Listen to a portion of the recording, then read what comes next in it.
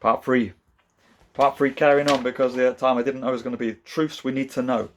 Truths we need to know. Carrying on about the judgment day. I just shared about the judgment day.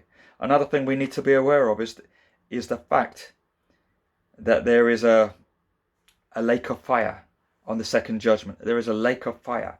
And so that we know that the warning about the lake of fire, he shared about it in Matthew 25. Jesus talked about the fire prepared for the devil and his angels.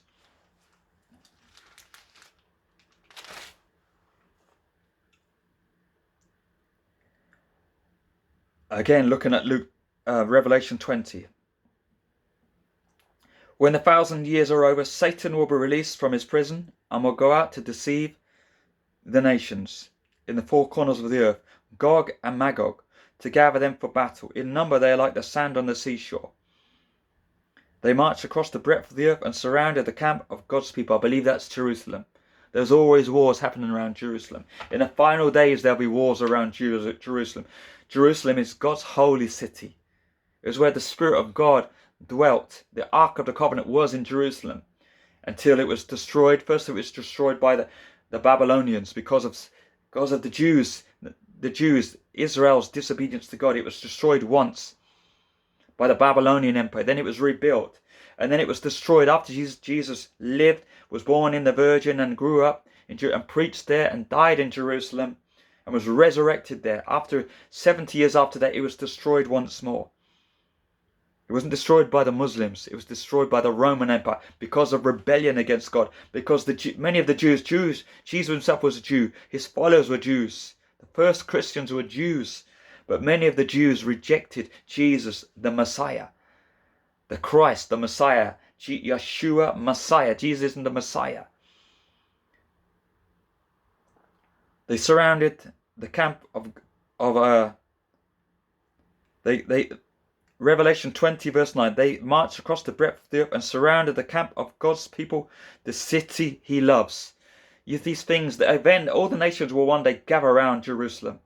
Like they might even do it, it's coming. I don't know if it's going to come soon. Many people hate Jews.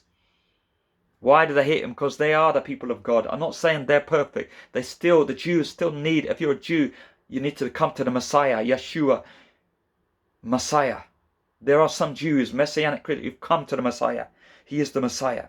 They marched across the breadth of the earth and surrounded the camp of God's people, Jerusalem, the city loved. But fire came down from heaven and devoured them. And the devil who deceived them was thrown into the lake of fire, was thrown into the lake of burning sulfur, where the beast and the false prophet. See, in Revelation it talks about the beast and the false prophet. Jesus warned about false beasts. Revelation is the revelation. Revelation is coming from the voice of Jesus speaking to John. That's why it's called in the Revelation. It's the revelation of Jesus. Jesus Christ is speaking through Revelation. So even these words are from Jesus.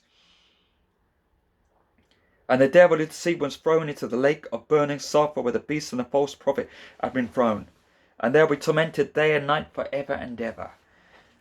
And again, I remember in verse 20, verse 23, anyone whose name is not written in the book of life will be thrown into the lake of fire. So if you've not come to Jesus, if you've not been baptized with Jesus, if you've not been washed in the blood, and you've rejected Jesus, just like some of the Jews rejected Jesus, they reject the Messiah.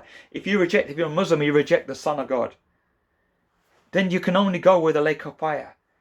Another thing that we need to be aware of, as I nearly finish up, is that there's coming a new heaven and earth. The Bible says there's coming a new heaven and earth.